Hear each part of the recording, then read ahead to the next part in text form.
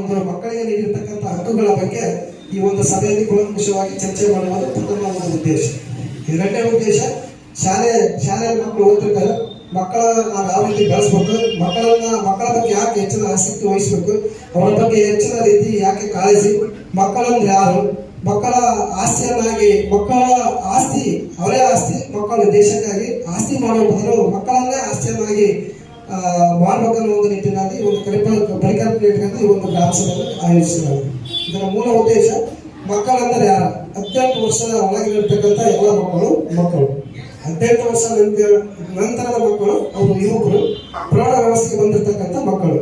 18 ವರ್ಷದ ಒಳಗಿನ ಮಕ್ಕಳನ್ನ ಯಾಕೆ ಮಕ್ಕಳು ಅಂತ ಕರೀತಾರೆ ಅಂತಂದ್ರೆ, ಅವರಲ್ಲಿರ್ತಕ್ಕಂಥ ಕೆಲವು ವಿಶ್ವಸಂಸ್ಥೆ ಮತ್ತು ಇತರ ಸಂಸ್ಥೆಗಳನ್ನು ಒಳಗೂಡಿ